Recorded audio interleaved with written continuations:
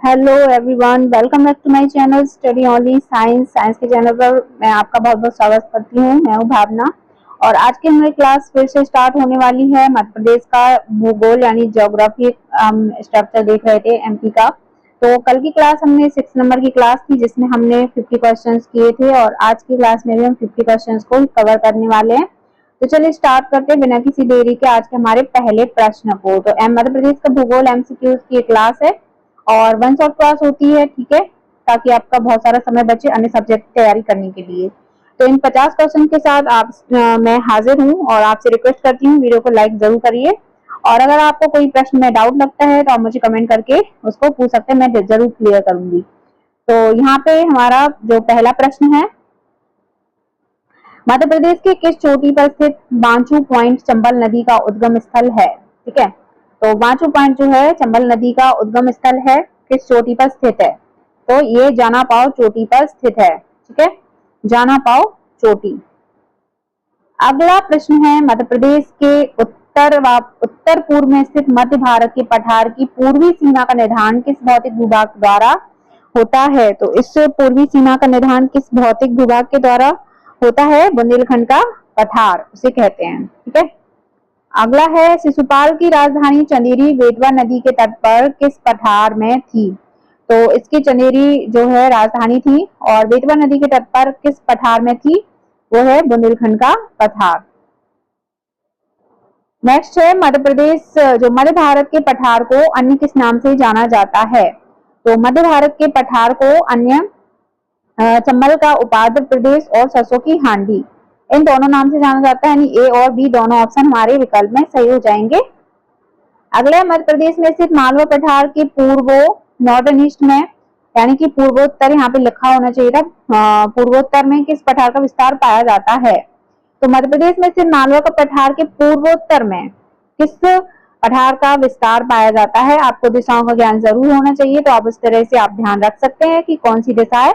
तो यहाँ पे मध्य भारत का पठार का विस्तार पाया जाता है, डी ऑप्शन राइट हो जाएगा। अगला है, मध्य प्रदेश के उत्तरी भाग में स्थित जो मध्य भारत के पठार की औसत ऊंचाई है वो कितनी है? ये पूछी गई है, तो इसकी औसत ऊंचाई है 500 मीटर। ठीक है, मध्य भारत के पठार की औसत ऊंचाई 500 मीटर है। नेक्स्ट है, मध्य प्रदेश में मध्य भारत पठार के अंतर्गत संपूर्ण राज्य के कुल क्षेत्रफल का कितने प्रतिशत क्षेत्र सम्मिलित है? तो संपूर्ण भारत जो राज्य है मध्य भारत पठार के अंतर्गत संपूर्ण राज्य के कुल क्षेत्रफल का प्रतिशत होता है यहाँ पे कितना? 10.7%। प्रतिशत को याद रखना है। अगला, मध्य प्रदेश में मध्य भारत के पठारों की नदियां आमतौर पर किस दिशा में प्रभावित होती हैं? तो किस दिशा में प्रवाहित होती हैं? ये उत्तर और उत्तर पश्चिम में। ठीक है, उत्तर और उत्तर पश्चिम में प्रवाहित होती है। अगला है, मध्य प्रदेश में मध्य भारत पठार के अंतर्गत से चंबल घाटी की गहराई कितनी है? तो चंबल घाटी की गहराई है 300 मीटर। ठीक है, चंबल घाटी की गहराई 300 मीटर है। नेक्स्ट है, मध्य प्रदेश में किस पठार के अंतर्गत मृदा अपरदन की समस्या पाई जाती है सर्वाधिक? तो किस पठार के अंतर्गत होती है मृदा अपरदन की सर्वाधिक समस्या? वो होती है मध्य भारत का पठार में। ठीक है, मध्य भारत का पठार। नेक्स्ट है, मध्य भारत के पठार के अंतर्गत सर्वाधिक गर्मी किस माह में पड़ती है? तो यहाँ पे सर्वाधिक गर्मी मई माह में पड़ती है। नेक्स्ट है, मध्य प्रदेश के उत्तर मध्य भाग में किस पठार का विस्तार पाया जाता है? तो उत्तर और मध्य भाग में जो है बुंदेलखंड का पठार पाया जाता है।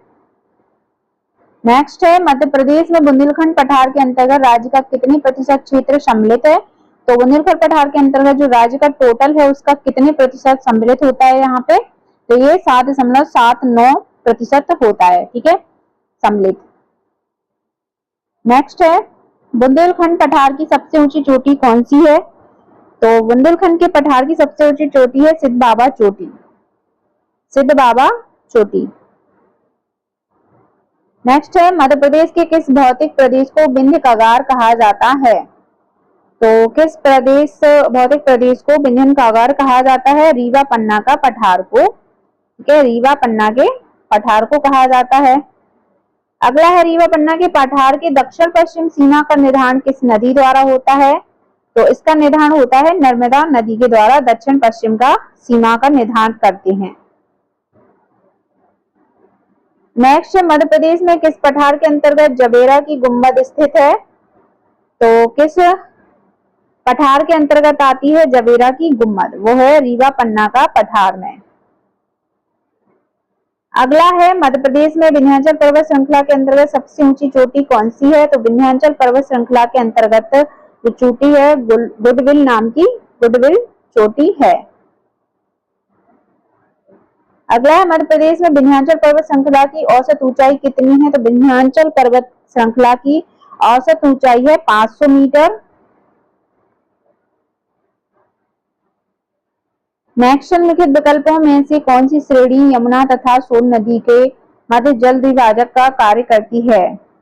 तो कौन सी श्रेणी है? वो है कैमूर श्रेणी, जो यमुना और सोन के बीच जल द्विभाजक का काम करती है।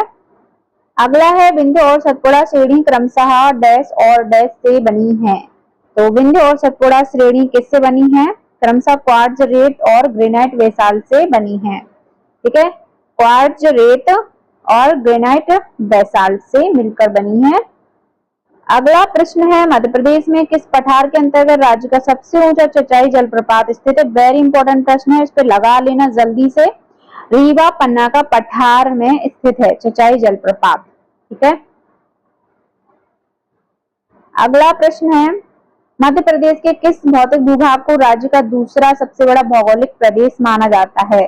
तो किस भौतिक भूभाग को? नर्मदा सोन घाटी को माना जाता है।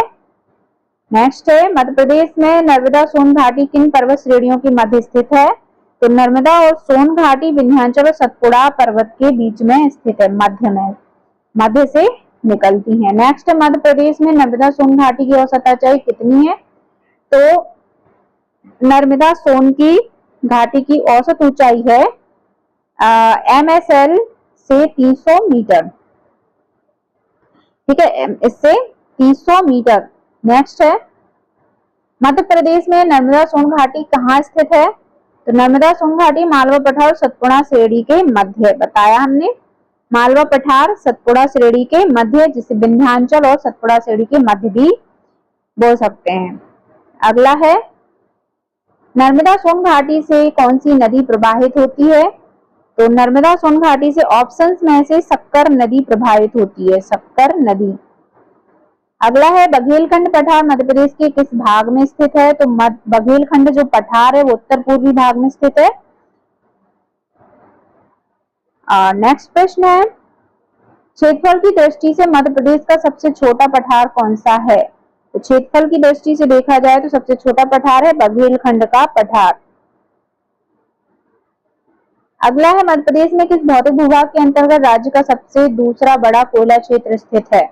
तो दूसरा सबसे बड़ा कोयला क्षेत्र है बघेलखंड का पठार, जो राज्य का दूसरा सबसे बड़ा कोयला क्षेत्र है।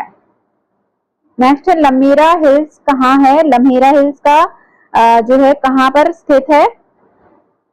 तो ये है जबलपुर में। ठीक है, जबलपुर में। नेक्स्ट है, मध्य प्रदेश में निम्नलिखित पर्वत श्रेणियों में कौन सी श्रेणी दो बड़ी नदियों के बीच स्थित है? तो ये सतपुड़ा नदियों के बीच स्थित है।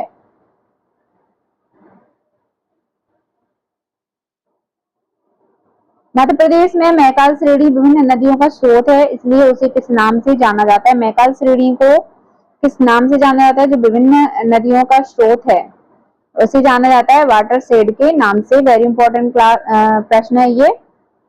अगला है, मध्य प्रदेश के किस जिले में सतपुड़ा पर्वत श्रृंखला विस्तृत नहीं है? तो सतपुड़ा पर्वत विस्तृत नहीं है, वो है धार जिला। तो इसका हम डिटेल में थोड़ा सा जानेंगे। सतपुड़ा पर्वत श्रृंखला के प्रमुख नगर छिंदवाड़ा, बुरहानपुर, खंडवा, सिवनी, बैतूल, मंडला, बालाघाट, खरगोन, बड़वानी, झाबुआ हैं। ठीक है, सतपुड़ा पर्वत श्रेणी में आते हैं ये। जबकि धार से विंध्याचल पर्वत की श्रृंखला शुरू होकर विंध्यन कगार तक जाती है। ठीक है, अर्थात धार जिला मालवा के पठार में आता है। मालवा के पठार के प्रमुख नगर इंदौर, भोपाल, उज्जैन, सागर, सीहोर, रतलाम, देवास, विदिशा एवं धार हैं। तो इनको आप ध्यान में रख सकते हैं। नेक्स्ट है, मध्य प्रदेश में किस श्रेणी को नर्मदा सोन घाटी तथा दक्कन के पठार की मध्य जल द्विभाजक माना जाता है? तो इसे सतपुड़ा मैकाल श्रेणी को माना जाता है। अगला है नर्मदा सोन घाटी और मरावली पर्वत के बीच जो त्रिभुजाकार पठार है उसे किस नाम से जाना जाता है? तो इस त्रिभुजाकार पठार को जाना जाता है मध्य के उच्च प्रदेश के नाम से।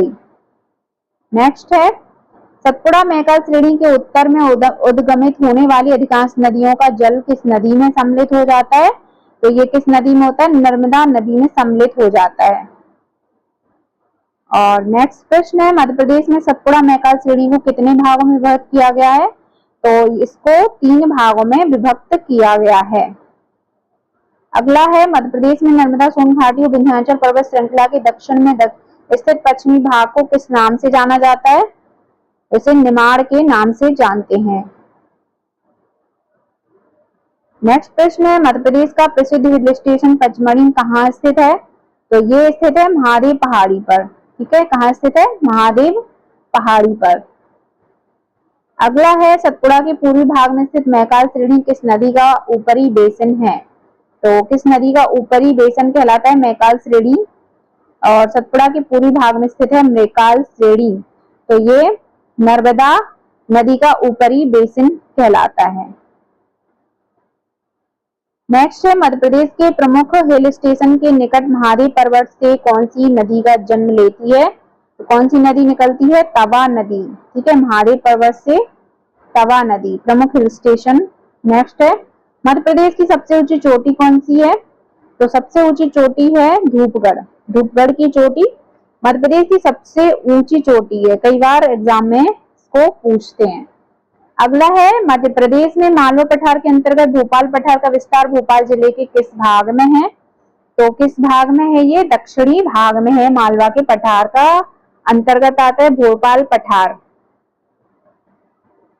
अगला है मालवा पठार के पश्चिमी भाग में दक्षिण से उत्तर की ओर उच्च भूमि की श्रृंखला को किस नाम से जाना जाता है? तो इसे सैलाना का पठार के नाम से जानते हैं। और नेक्स्ट प्रश्न है मध्य प्रदेश में पूर्व से पश्चिम तक विस्तृत सतपुड़ा पर्वत श्रृंखला से मध्य जो अंतर्गत महादेव पर्वत श्रेणी है मूल रूप से किन 2 नदियों के मध्य स्थित है? तो महादेव पर्वत श्रेणी मूल रूप से किन 2 नदियों के मध्य में स्थित है? तो इसका आंसर है देनवा और सोनभद्र नदियों के मध्य स्थित है। नेक्स्ट प्रश्न है निम्नलिखित में से कौन सी श्रेणी मध्य प्रदेश और छत्तीसगढ़ राज्यों में विस्तारित है? तो इन राज्यों में विस्तारित श्रेणी है मैकाल श्रेणी। मध्य प्रदेश और छत्तीसगढ़ के मध्य में विस्तारित है ये मैकाल श्रेणी। अगला है सतपुड़ा क्षेत्र में किन श्रेणियों में से पश्चिम से पूर्व की ओर स्थिति को दर्शाने वाला निम्नलिखित में से कौन सा सही क्रम है? तो कौन सा सही क्रम है? मैकाल श्रेणी, महादेव श्रेणी और बड़वानी की पहाड़ियां। तो यहाँ पे ये क्रम हमारा सही है। अगला है भांडेर तथा कैमूर निम्नलिखित में से किस श्रेणी का पूर्ववर्ती फैलाव है? तो भांडेर और कैमूर श्रेणी है जो किस श्रेणी के पूर्ववर्ती फैलाव है? ये है विंध्यन श्रेणी का। और आज का आखिरी प्रश्न है टॉपिक का मध्य प्रदेश की सबसे ऊंची चोटी स्थित है? तो सबसे ऊंची चोटी एमपी की कहाँ स्थित है? महादेव पहाड़ियों में, इसे धूपगढ़ के नाम से जानते हैं। तो 100 प्रश्न हमारे यहाँ पे कवर होते हैं एमपी के भूगोल से रिलेटेड। और कल की क्लास हम देखेंगे इसी समय, और अगले टॉपिक में अगला टॉपिक हमारा होगा वो हम आपको कल ही बताएंगे। ठीक है, मिलते हैं, तब तक के लिए सभी को bye bye, take care. Video को लाइक शेयर जरूर करिए।